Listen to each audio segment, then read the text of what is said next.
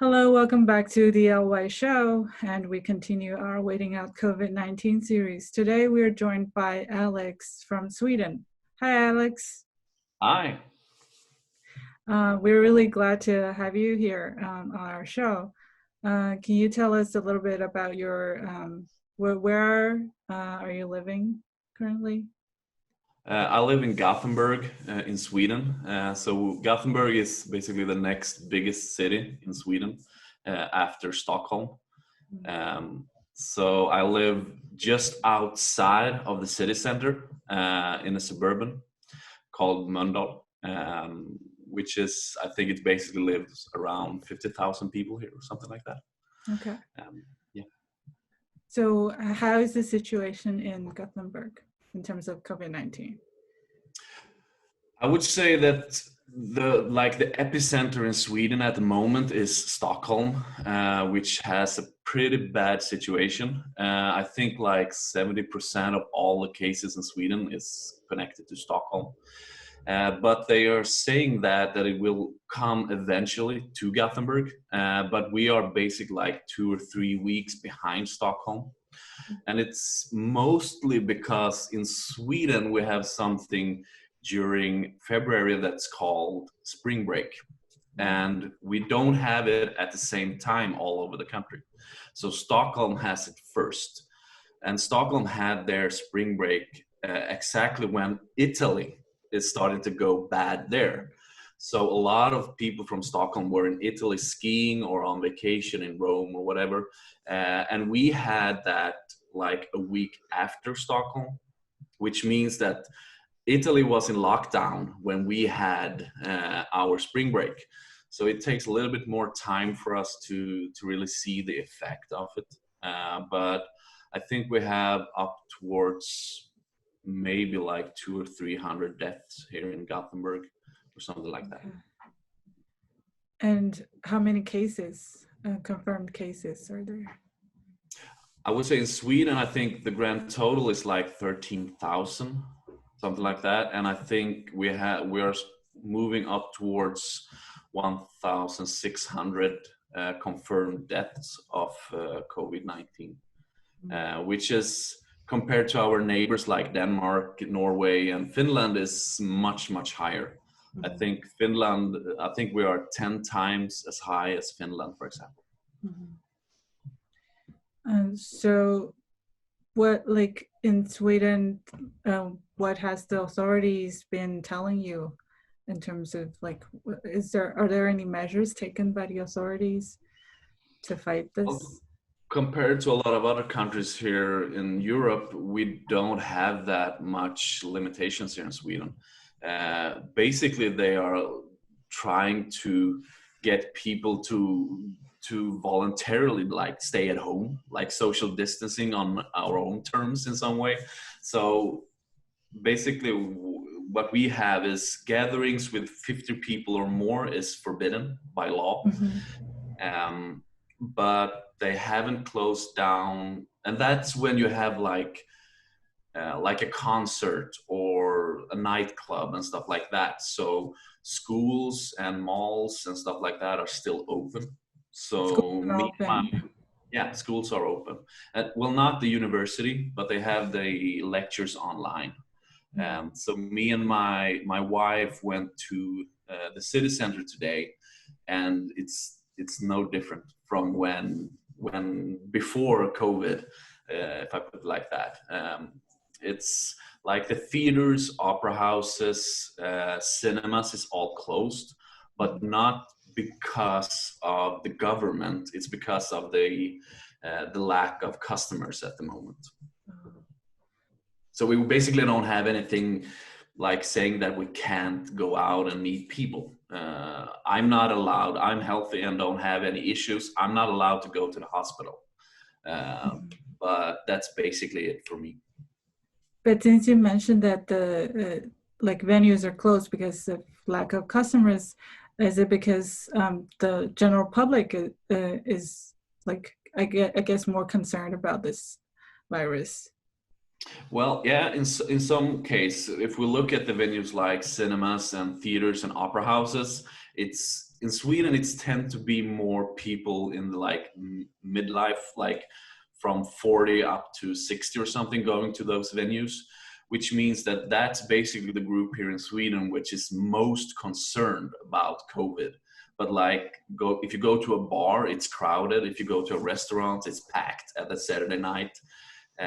So like young people from my age and down are not that concerned.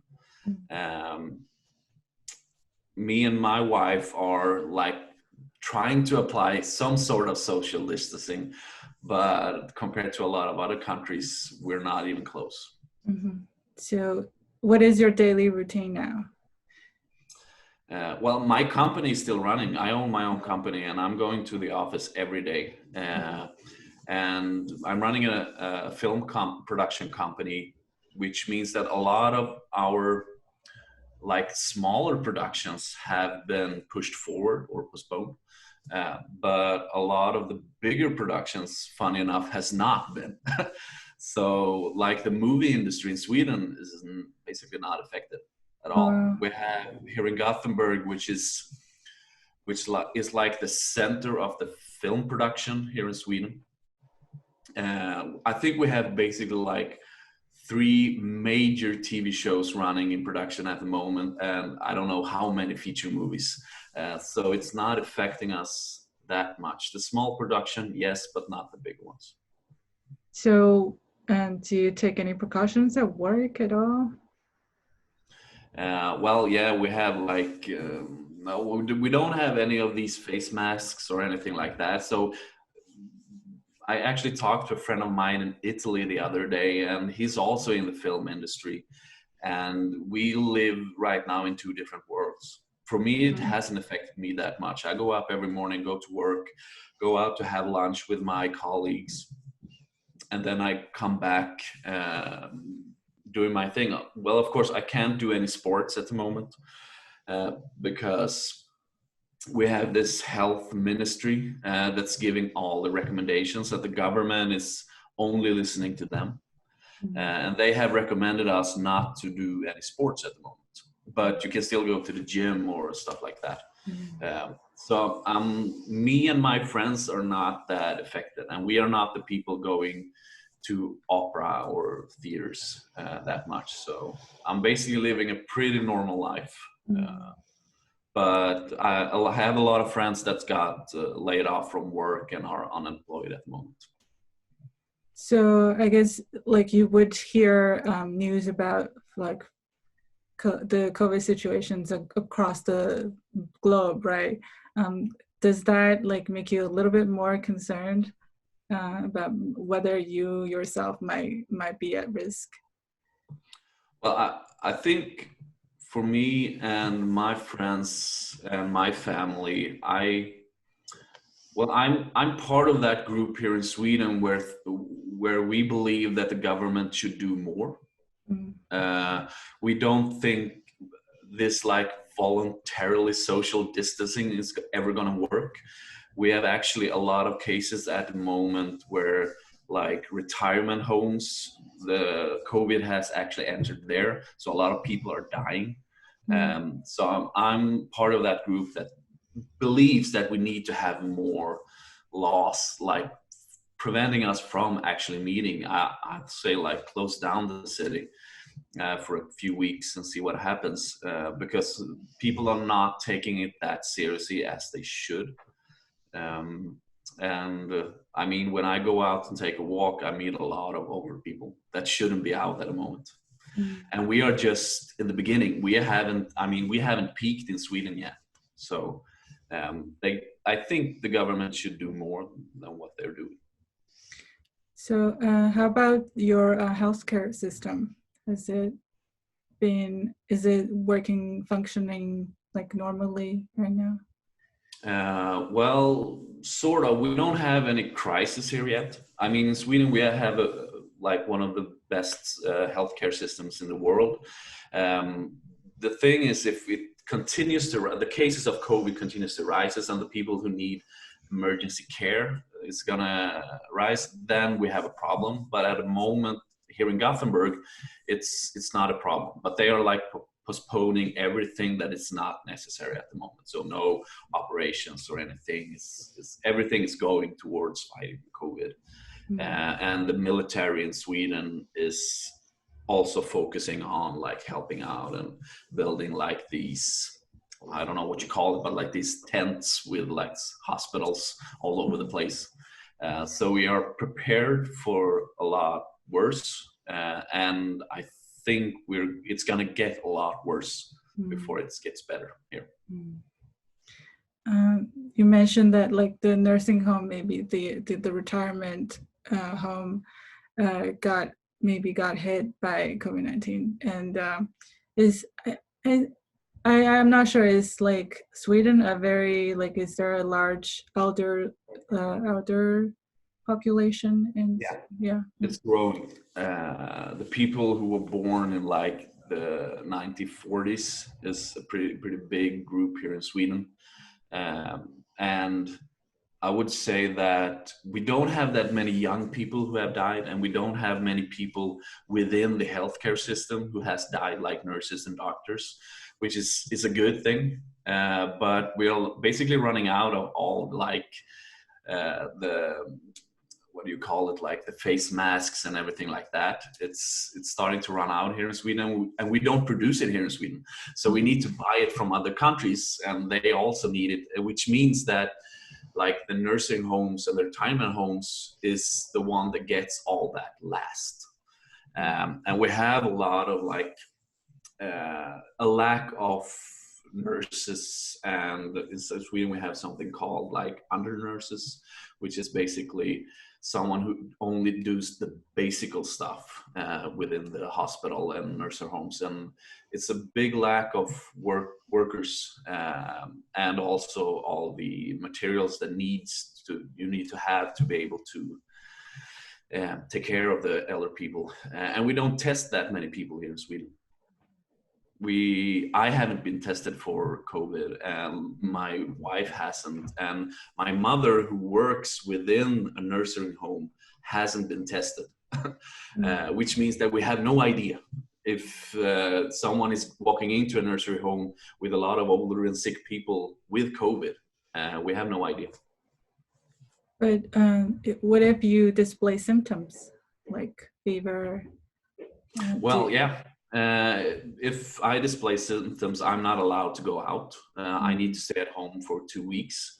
But that is, we have spring here in Sweden at the moment, and all like the trees and everything is starting to bloom. So we have like a lot of people who are allergic to that. Think more in ways that, well, I don't have COVID. I'm just allergic to all the flowers and stuff like that. So I see a lot of people like going to the mall or the grocery store, and they clearly have symptoms of something. We have no idea what they have, but we don't test that many people. I don't think even we test like 10,000 people a week here in Sweden. So it's tough to say. And if I go out and have symptoms, they can't do anything about it because I'm not breaking the law. So you can just wait. If you display symptoms but not get tested, you can still be out, right? It's only recommendations here. Okay. Wow. A lot of people would be pissed off at me if I come to the office with like symptoms, of course. And that's basically how it works at the moment here, is that we tell each other that if my wife, for example, she was sick the other week, which was just a regular cold, at least we suspect it. We don't know. She hasn't been tested. So then we said, stay at home, be home for like 2 weeks, and then you come back to work. But we don't have any like laws forbidding us to go to work. So it's very different here from like we sit in Sweden, look out to the rest of the world where everything is like locked down and everyone is closing down. And we are just like here, well, what are we doing? We have no idea if we're doing the right thing here. I guess only time will tell. They have been talking about putting Stockholm in lockdown. But I think it turned out that they felt like it was not necessary to do it because people are traveling either way, and we still need to get all the supplies to Stockholm because they produce very little themselves there. So I guess the government's like idea of it was that it's not going to work because we still need to transport a lot of goods and a lot of people there just to make everything work. But I think that they have failed because COVID is actually spreading quite rapidly at the moment, and the curve they are talking about, like regards of how many people are actually at the hospital, is rising every day, especially here in Gothenburg. And so, I mean, and if we look at our neighbors, Denmark, Norway, and Finland, I mean, Finland, we have 10 times as much cases than Finland, and they had a pretty like tight lockdown of their capital, Helsinki, which has worked very good for them. So I don't know why Swedes are that like stubborn. I don't know. We pretty much have this. Yeah, I don't know. It's a lot of debate here in Sweden whether or not we're doing the right thing. Is it a debate between age groups or like different, like maybe medical workers against the public? I would say that if the medical people and the medical workers were the one that were in charge here in Sweden, we would be in a lockdown for sure. And if we were to vote about it here in Sweden, I guess a lot of people would have voted actually to have a lockdown. And we're seeing that in all the crises we have had here in Sweden, we always see like in the polls that the party that is in control in the government is always rising during a crisis. And it did here as well. But now we're actually seeing that that is not the case anymore. People are actually starting to question the health department and also the government in what they're doing, because basically all over the world they're doing the complete opposite from what we are doing. So I guess I belong to the people who think that in the end, maybe we didn't do the right thing. Maybe we should have been more like taking on the measure much, much earlier than we have. Right. Is there a tendency towards that direction? Do you see like maybe the authorities is like at some point gonna say like we're gonna have the lockdown now? No, I don't. No, not at all. Okay. Because I think one thing, when you look at Sweden and analyze what we are doing, you have to realize where we come from. We have a very like strong socialistic view on everything we're doing. We don't like being told what to do. We haven't never had. So then we have always been neutral in all the wars and everything. So I think it's very like it goes so far back, and we always have this very, very strong presence of socialism here in Sweden, where we vote about everything, like we don't like being told what to do, especially not by the government. They shouldn't intervene in our lives and what we should do. So we have more of these recommendations that we shouldn't do stuff. So I think that's something you have to have in mind when you talk about Sweden and what we are doing. And even though Scandinavia across is pretty much like a lot of socialism here, it's a little bit different in both Norway and Finland and Denmark.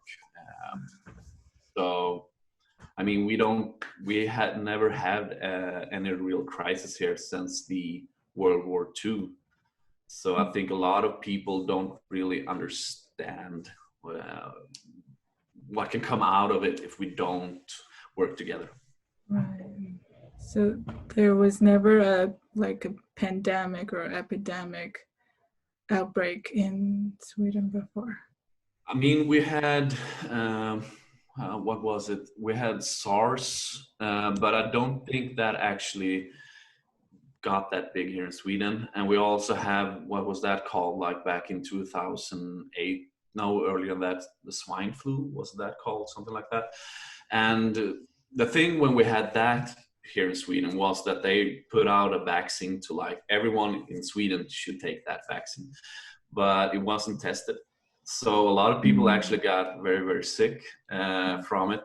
So a lot of people are very skeptic about taking like vaccines and stuff like that. So, well, no, I don't know. It's interesting to follow. Do you think maybe in the future, if something similar happens, Sweden will remain the same? I think it depends on the outcome. If we see like nobody knows how long this is gonna last, but say like if this is over in a year, for example, and we see that we have a lot of more cases of deaths here in Sweden compared to our neighbors, because we are always comparing ourselves to the closest countries, which is Denmark, Norway, and Finland, then I think it would, we would probably act differently. But if we are at the same level as Denmark and everyone else around here in Europe, then I don't think we should do it in another way. But I do believe that we are gonna have a lot worse than our neighbors. So I hope we're gonna have like something is gonna change about it, and we can be more like act faster, because it's taken so long for everything to happen. In Sweden, the government can't do anything without like the Senate is approving it. So our government can't go in and do whatever they want, because it has to go through a lot of people before they can actually do anything, which I think will change. But you don't really have it in like maybe a national emergency protocol for situations like this. no. We had until like 2008 or something like that. But then they made a decision in the government to like, I don't know what you call it, but like, because we were so close to World War II, and we're so, even though we weren't involved in it, we have seen a lot of the destruction that has happened in Europe. We had a lot of like these plans in case of, but since like the millennium, we haven't had anything new, and all the old ones has been taken down basically. Okay, I see. So do you, like, for you and your friend and maybe your family, and you mentioned that you are the ones that believe that more strict measures should be taken. And do you go out and maybe like to other people and just tell them that like maybe you should probably stay home or not go out that much? No, Swedes doesn't work like that. We're very like afraid of like confrontation, so we don't do that. It's basically we just sit around and feel like they are idiots, but not anything about it. But we have, I mean, I'm a pretty social guy who meet a lot of my family and friends, but for the last months, I only meet like a handful, my very, very closest friends. And regarding of colleagues, I mean, we work at this big, what do you call, office complex building. And we are basically like a handful of companies who actually still works. So a lot of people are taking measures, but I would say a lot of companies are taking measures because they have to, because it's like all economic. The unemployment rate is rising towards 6% here in Sweden. Oh, and we will probably, when all this is over, end up somewhere around 10 to 13% unemployment. So I think at the moment, the economic is taking a much bigger hit than actually the health here in Sweden, because we are pretty healthy here in Sweden and we have a good healthcare system, but we don't have a stable economic system. So I think that is taking a much more bigger hit than anything else. Maybe that's why like the government still doesn't issue like a complete lockdown. But since you mentioned like the unemployment rate, do you think the government will grant any like aid to people who got laid off during this period of time? Well, they have actually done quite a lot already, and we already have a system in place here in Sweden that when you get unemployed here in Sweden, you actually get money from the government. I think you get up to 80% of your original salary. Wow. So that is already in place and working, but we haven't received any money from the government. Like the ones who are still working and stuff like that are not getting anything. But we do have, like for example, if for my company, if I weren't able to pay the salary to my employees because of all the work that disappears, the government actually steps in and pays 50% of the salary. So that's basically like the biggest measure they had taken at this point to pay and help. They're helping the companies, not the people. But we, as I said, we do already have a system in place that has been there for like 30 or 40 or 50 years. So we don't have to reinvent or create a new system just for that. Because you're pretty lucky in that way. Yeah. compared to a lot of like underdeveloped countries in the world. And I think a lot of people here in Sweden realize that. We realize that we are actually lucky in that sense, if you want to call it luck, that we have a lot of system already in place. We have a good healthcare system, and we're not that many people. We're pretty few up here in the north. So when I talk to a lot of people, they say that they realize that they actually are lucky at this point, which is good, because a lot of people are taking all this for granted for a lot of years, especially young people. But now when a crisis emerges like this, they actually see that our system isn't that bad compared to a lot of other places. Yeah, exactly. And I think a lot of people can like get a little bit angry at us because it kind of looked like, from I guess a lot of perspectives, that we don't take it seriously. But that is also because we have a system in place that works. So we feel actually pretty safe. We know that our healthcare system can take care of this. Well, older people may die, have died, and will die because of this. And that's the biggest mistake that we have made. But for young, healthy people who are not having any heart diseases or lung diseases or something like that, we are pretty safe because they can take care of us if something happens. And if we look outside our own borders, we see that like even in the worst places like New York or Italy or Spain, if that would happen here, we would still have the resources to handle that, which is why a lot of people feel that I can go out and have a drink Saturday night, because if I get sick, someone will take care of me. But if it gets worse than what it was in Italy, then it would be tough for us to handle it. If it comes more than just COVID, if we have another crisis on top of that, then we wouldn't be able to handle it. Has this affected you on a personal level?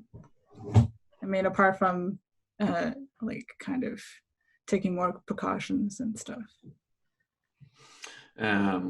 Yeah, in some way. I mean, I belong to a generation that is pretty spoiled here in Sweden. We haven't had any crisis, and for me, we actually had our prime minister hold.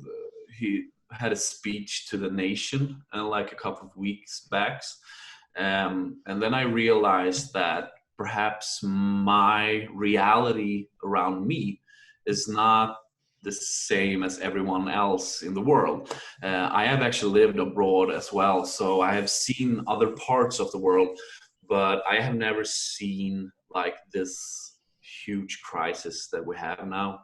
So I think for me, like to have on a personal level, I call my grandmother a lot more, for example, and I check in with my friends just to see if they are okay, and hopefully that is something I will continue doing when this crisis is over. On a more professional level regarding work, I always have this idea that just push forward, just do your thing, and eventually something good will happen. But what we have realized now is the importance of having some security, even on a professional level, to have those work or like what you call missions that comes to you, that's always there, that pays the rent. So I think it's a reality check, I suppose you could call it. But at the moment, I don't think that this will affect me or like stop me from traveling, for example. I would definitely continue to travel as soon as they open the borders. And so I don't think that is going to affect me that much. But I do think that a lot of Swedes got a huge reality check, and it's gonna not act so selfish in the future. Think more about each other and help each other out. We see a lot of good initiatives at the moment where they're creating apps to help older people with food, with medicine and everything like that. So we're really seeing a community coming together now. And that's a lot thanks to younger people who create these all different websites, apps, platforms to talk to each other, to help each other out. They call strangers if they are lonely just to check in and see how they're doing. So I think it has affected a lot, and it's made us Swedes come a little bit closer. We usually just stay at our own end in our own apartments, but my grandmother actually said that this is something that was happening during the World War II, that people helped each other out, and we haven't seen that since then. Well, that's good to know. That's some positivity coming out of this. It does. It does. So as a filmmaker, have you ever thought of like writing something about the COVID-19 situation? Anything related? Yeah, it actually has. But I guess that like millions of filmmakers all over the world at the moment are trying to write something about it or do something about it. And I'm sure I want to do something about it, but not so much about the actual virus. Perhaps more about how people react to it, how families come together or stuff like that. They're actually talking about here in Sweden that it's going to be a baby boom in 9 months. Yes. So I'm much more interested in writing something about the human behavior in a situation like this than doing a disaster piece of it. So, but I don't have any plans at the moment to write anything about it. But perhaps later on when we see the effects and we can actually like in some way analyze 2020 and see what actually happened. So when everything is over, this whole situation gets, I guess, figured out and settled down, and everything is over, what is the first thing you would like to do? Actually, me and my wife are going on a honeymoon. We were supposed to go on a honeymoon in, I think it was February, and we were thinking about going to Asia, like traveling around. And we felt like, okay, this is not a good idea at the moment. Mm. So the first thing we are going to do is actually go on a honeymoon, which has been postponed now like 4 times or something like that. Wow. So, but we have no idea when that's going to happen. So I would probably, first off, is a honeymoon, and the second thing would go to the States again, United States, to Los Angeles. Mm. Yeah, I hope you get to have your honeymoon soon. Yeah. Yeah, same here. Same. Mm. I mean, is there anything else you would like to add? Well, I don't know. Perhaps that it's important, like Sweden gets a lot of criticism at the moment for how we're handling it. And I think it's important to realize that we are in the middle of it at the moment. And I think that we should wait with all the criticism until afterwards, because no one knows now at the moment what's going to happen. And I really, really hope that we're not, when all this is over, that we don't go out and trying to look for someone to blame. I mean, I already seeing people talking about like, how could China let this happen? Well, it's not their fault. First, it could have happened in Sweden or in the US or in South America.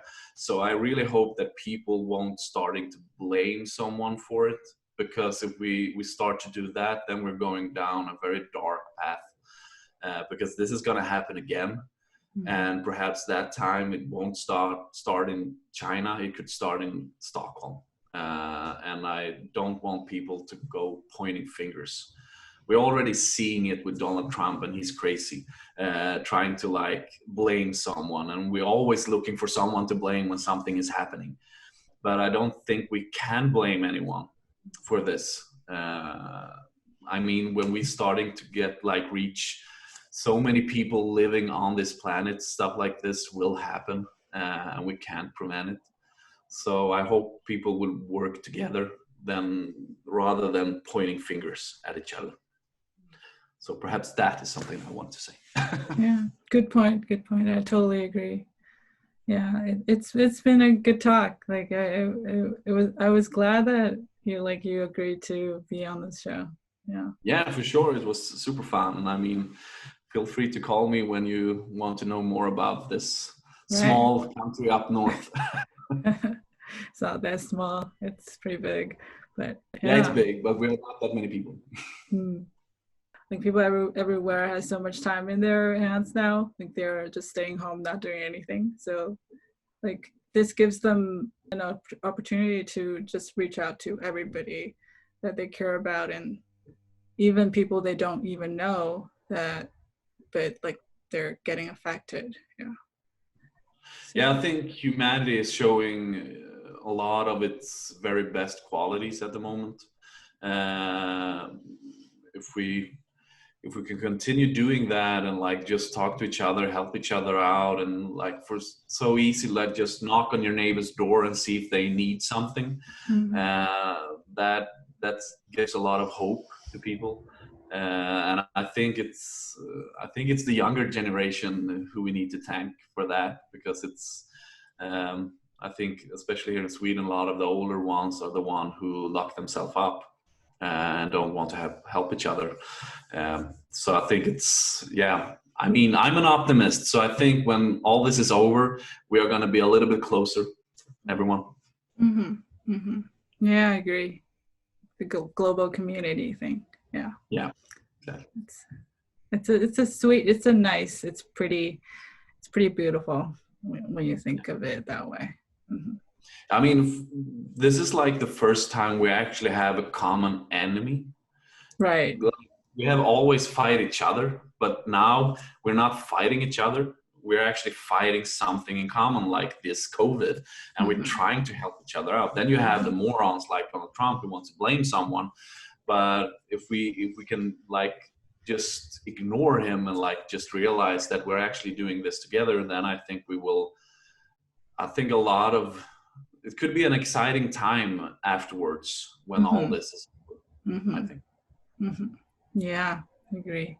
Yeah, I mean, if you write some story about this, and if I can help in any way, I can provide like whatever I hear from China. Yeah. Yeah, thank you so much for joining us today, and I hope you get to have your honeymoon soon. And it's been a really good talk. It's been a really good talk. Thank you very much. Thank you so much for having me. It was amazing. Thank you, and we'll talk later. Yeah, for sure. Bye. Bye.